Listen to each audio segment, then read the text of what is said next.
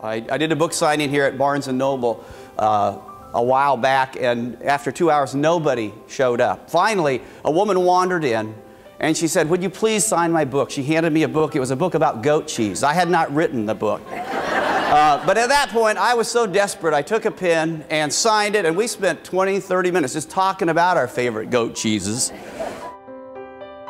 I kept thinking back to the woman I was writing about, and I thought, my gosh, you know, maybe it's not so hard for me to take another letter of rejection when I think about what she went through growing up in Welch, Poland, coming to Ellis Island, and being detained at Ellis Island because she had an eye infection. And when you're detained at Ellis Island, you're placed in a cage as they await a second opinion to see if you're worthy to become an American.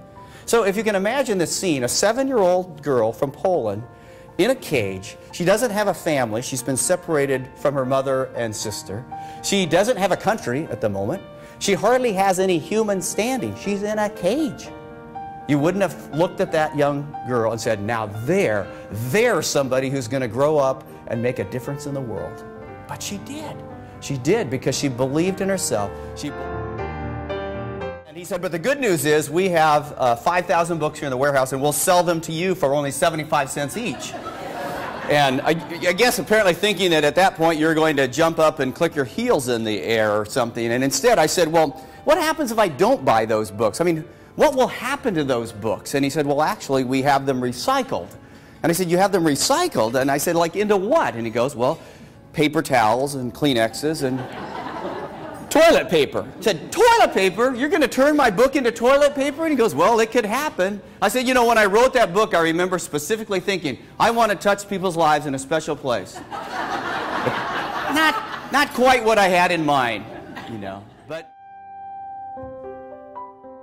And that's when as I speak around the country, that's what I find about nurses. You have hearts for other people, and that's a rare thing these days. And you need to feel good about that.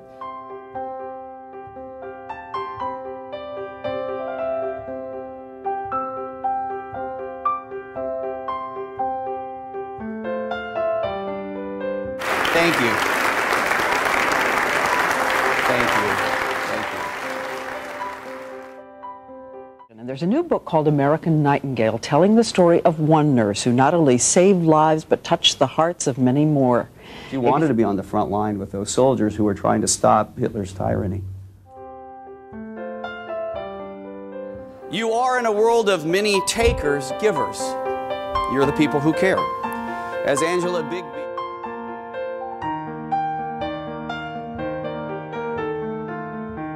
And I think that's what nurses do. You know, I think that in a sense you overcome evil by doing good. An insidious disease strikes someone. You give that patient comfort. A drunk runs a red light and injures someone. You give that patient hope. An abusive husband beats up his wife. You give that patient encouragement.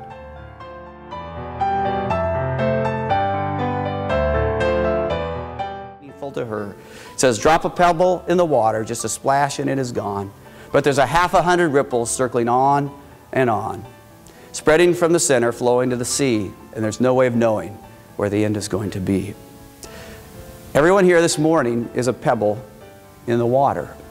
Don't underestimate the ripples that you could be sending out into the pond around you. And just because those ripples don't grow into big waves and you don't see them crash on some really significant shore, doesn't mean you haven't made a difference.